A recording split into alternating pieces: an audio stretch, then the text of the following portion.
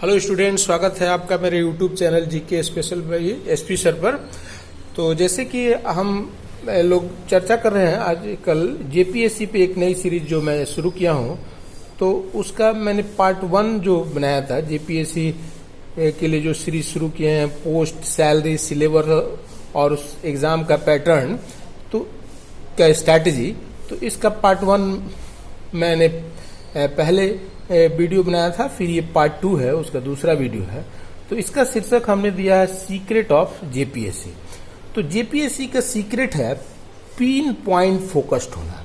जब तक आप किसी भी मतलब इसमें हाई लेवल का कंसंट्रेशन की जरूरत होती है, और वो हाई लेवल कंसंट्रेशन आप में तब आएगा जब आप मेडिटेशन करें। मेडिटेशन 10 से 15 मिनट सुबह शाम आप मेडिटेट किया करें। और मेडिटेशन का तरीका क्या है कि आप जो श्वासें आ रही हैं, जा रही हैं, केवल उसको ध्यान से देखते रहना है। ये मेडिटेशन की बहुत गहरी प्रक्रिया है, जिसका खोज जो है महात्मा बुद्ध किए थे और अपने अनुयायियों को इसका उपदेश दिए थे। तो आप भी जो है केवल श्वास जो आ रहा है, जा रहा है, उसी पर ध्यान दीजिए। तो इससे आप पिन पॉइंट फोकस्ड हो पाइएगा। अगर नहीं फोकस्ड हो पाइएगा तो फिर आपके लिए प्रॉब्लम क्रिएट होते रहेगा। आप पता चला कि आप सिग्नेचर जहां करना था सिग्नेचर नहीं किए, आप रोल नंबर लिखना था रोल नंबर लिखना भूल गए, पता चला कि आप एग्जाम दे दिए, रिजल्ट निकल गया, लेकिन आपको एडमिट कार्ड नहीं मिल रहा है। तो इस तरह की बहुत सारी समस्या जो है आपको रहेंगे। तो जब तक आप में हाई क्वालिटी का कंसंट्रेशन नहीं होगा, तब तक आप जो है जेपीएससी में सिविल सेवक बनने के लायक आप नहीं रह पाइएगा, ये जान लीजिए। तो इसका सीक्रेट यही है कि आपको पिन पॉइंट फोकस्ड होना होगा, हर चीजों को बहुत बारीकी से समझना होगा और उसको इमेज करके जो है इमेजिनेशन करके दिमाग में उसका पिक्चर बना करके सब चीजों को अरेंज करना होगा। तो चलिए हम शुरू करते हैं वीडियो को। तो पार्ट 1 में जो है हमने चर्चा किया था establishment and function of JPSC और फिर post and salary of gazetted officers का। अब पार्ट 2 में हम लोग चर्चा करेंगे जेपीएससी का क्या एलिजिबिलिटी क्राइटेरिया है, क्या योग्यताएं होनी चाहिए आप में, एज लिमिट क्या है, कितने आप अटेम्प्ट ले सकते हैं, क्या एजुकेशनल क्वालिफिकेशन है, एग्जाम का पैटर्न क्या है, प्रीलिम्स में क्या पैटर्न है, मेंस एग्जाम, सिलेबस, ये सब पे फोकस्ड है ये। तो एजुकेशनल क्वालिफिकेशन में candidate must be hold bachelors degree from any recognised university. किसी भी मान्यता प्राप्त विश्वविद्यालय से आपको स्नातक होना चाहिए। उसमें कोई भी आर्ट्स, कॉमर्स, साइंस कोई भी ग्रेजुएट आप हो सकते हैं, और यूनिवर्सिटी से मान्यता प्राप्त यूनिवर्सिटी से होना चाहिए आपका डिग्री, और या फिर इसी तरह का इक्विवेलेंट क्वालिफिकेशन, जैसे आप मतलब कि एलएलबी हैं, या फिर इसी तरह का जैसे एमबीबीएस हैं, या फिर आप बीटेक हैं या बीई हैं, तो उस तरह का इक्विवेलेंट क्वालिफिकेशन भी इसमें चलेगा। तो इसमें एज लिमिट जो है देखिएगा, मिनिमम का लिमिट है जैसे 22 ईयर्स है, कुछ सेवाओं के लिए जैसे फाइनेंस सर्विस के लिए 21 ईयर्स है, पुलिस सेवा के लिए 20 ईयर्स है। तो मिनिमम का ये है। और जो मैक्सिमम जो है जनरल कैटेगरी के लिए 35 ईयर्स है, बीसी बैकवर्ड क्लास 1 और 2, BC1 BC2 के लिए 37 ईयर्स है, SC ST मेल फीमेल दोनों के लिए 40 ईयर्स है, और वुमेन जनरल और BC क्लास के लिए 38 ईयर्स है। तो ये मैक्सिमम है और ये मिनिमम एज है। और जेपीएससी में कोई अटेम्प्ट निर्धारित नहीं है। तो ये सब का जानकारी आपको जो ऑफिशियल नोटिफिकेशन होता है उसके माध्यम से सब आपको जानना चाहिए। तो ये हो गया कि आपका जेपीएससी के लिए क्या जो है टर्म एंड कंडीशन है उसके बारे में। अब हम चर्चा करेंगे एग्जाम पैटर्न के बारे में। तो जो एग्जाम का पैटर्न है जेपीएससी का कॉम्बाइंड सिविल सर्विसेज के लिए, उसमें 3 स्टेज होते हैं। तो 3 स्टेज में पहला जो है प्रारंभिक परीक्षा का होता है, प्रीलिम्स का होता है, जिसमें 2 ऑब्जेक्टिव टाइप के पेपर होते हैं और 200 मार्क्स ईच, मतलब 400 का पीटी होता है। फिर मेंस में जो है 6 डिस्क्रिप्टिव पेपर होते हैं, और सभी पेपर जो है अनिवार्य पेपर होते हैं, और इसमें 1050 मार्क्स के 6 पेपर होते हैं, और फिर पर्सनालिटी टेस्ट होता है 100 नंबर का। तो 3 स्टेज में ये एग्जाम जो है कंप्लीट होता है।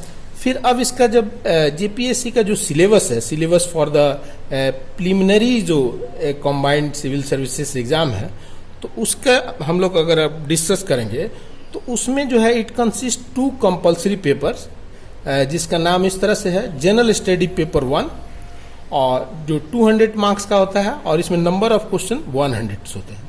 और फिर जनरल स्टडी पेपर 2 जो है 200 मार्क्स का होता है और इसमें जो है इसमें भी नंबर ऑफ क्वेश्चन 100 होते हैं। तो इस तरह से जो पीटी एग्जाम है वो स्क्रीनिंग टेस्ट होता है एक तरह से, और इसमें जो है 2 पेपर होते हैं, 200 नंबर के 400 नंबर। तो इस तरह से अब जैसे जनरल स्टडी पेपर 1 है, तो जनरल स्टडी पेपर 1 जैसे नंबर ऑफ क्वेश्चन 100 जो ऑब्जेक्टिव टाइप्स के होंगे, फिर ईच क्वेश्चन जो है 2 मार्क्स के होंगे।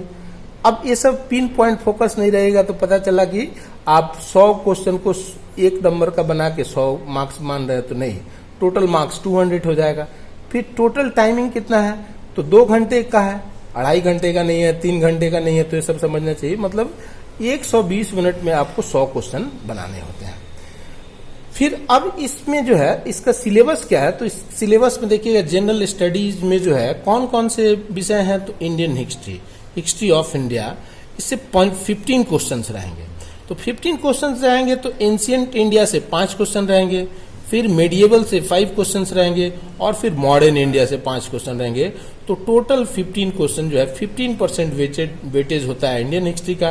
तो इसके लिए मैं देखिएगा कि अलग से वीडियो बनाना शुरू कर दिया हूं, तो इसको आप जो है देख सकते हैं। मतलब ये जो स्टडी सिलेबस है उसके अकॉर्डिंगली मैं जो है वीडियो बनाना शुरू कर चुका हूं। तो ये इंडियन हिस्ट्री से हो गया।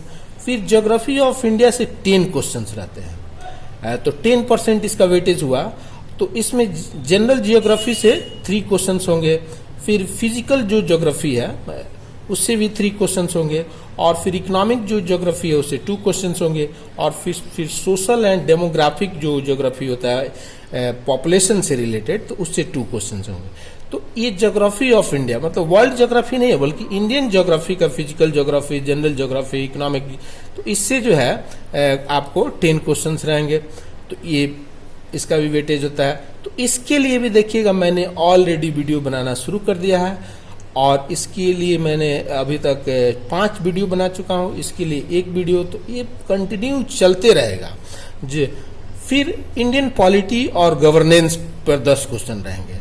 तो इंडियन पॉलिटी में कॉन्स्टिट्यूशन ऑफ इंडिया से 4 क्वेश्चन रहेंगे, फिर पब्लिक एडमिनिस्ट्रेशन और गुड गवर्नेंस से 4 क्वेश्चंस रहेंगे, और फिर डिसेंट्रलाइजेशन जो विकेंद्रीकरण किया गया है पंचायती राज और नगर पालिका का, तो उससे 2 क्वेश्चन रहेंगे।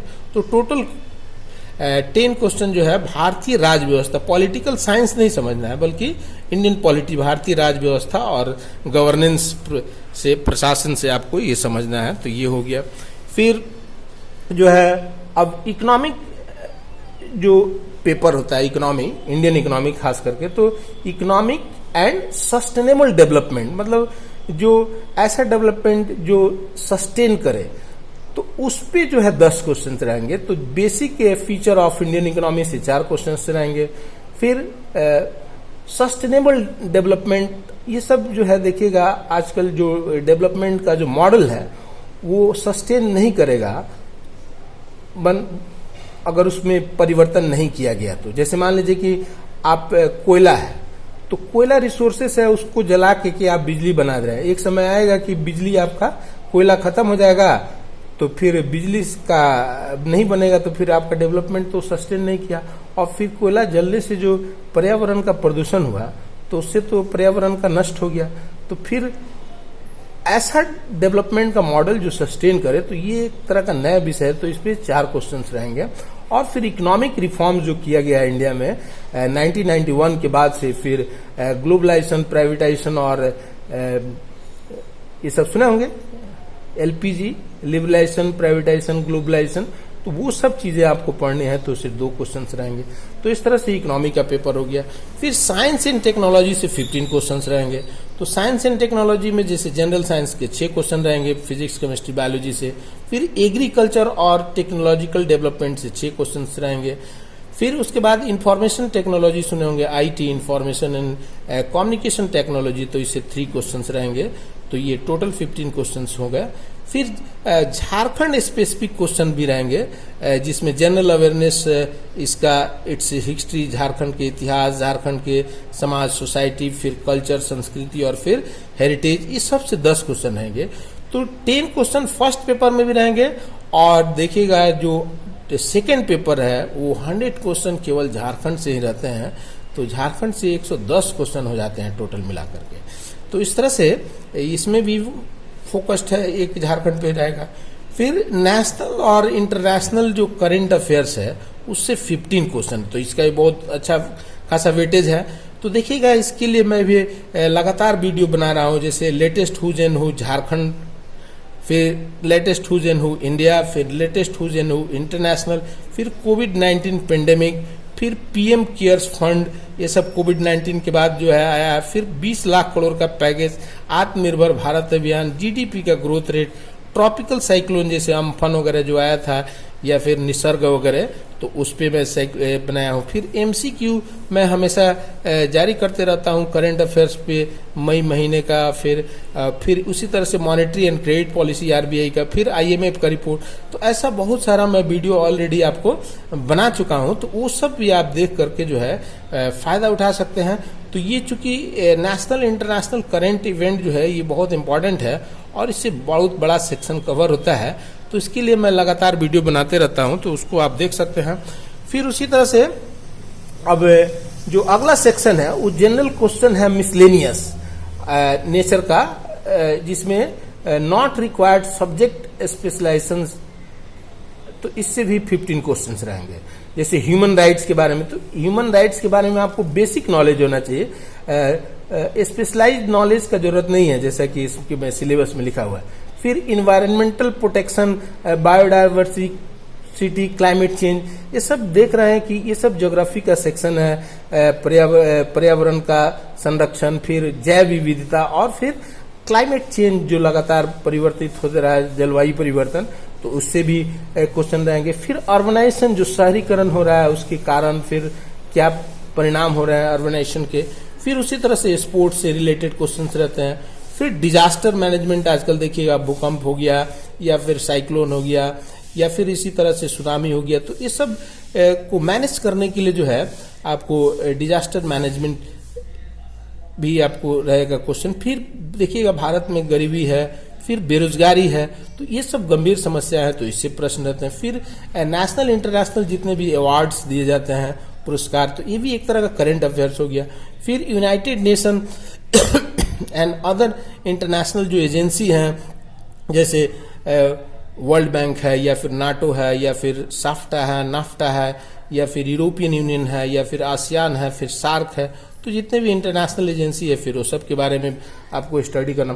तो ये पहला पेपर जो है 100 क्वेश्चंस की रहते हैं, 200 मार्क्स के, और जो सेकंड पेपर जनरल स्टडी का होगा तो उसमें भी नंबर ऑफ क्वेश्चन 100 होंगे, फिर एक क्वेश्चन 2 मार्क्स का होगा, टोटल 200 मार्क्स होगा, और 2 घंटे का होगा।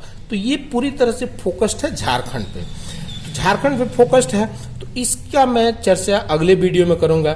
तो इसमें मैंने फर्स्ट पेपर पर फोकस किया, तो इसकी अकॉर्डिंगली मैं वीडियो बनाना शुरू कर चुका हूं, तो उसको आप फॉलो करते रहिए। और ये चैनल सब्सक्राइब नहीं किए हैं तो सब्सक्राइब कर लीजिए, और जो बेल घंटी है उसको प्रेस करके ऑल नोटिफिकेशन को ऑन कर लीजिए, ताकि जो भी मैं वीडियो बनाऊं वो लगातार आपको मिलते रहे। तो चलिए इस वीडियो में इतना ही, मेरे अगले वीडियो का इंतजार कीजिए, वो वीडियो नंबर होगा पार्ट 3। तो चलिए, वीडियो देखने के लिए बहुत बहुत धन्यवाद, नमस्कार।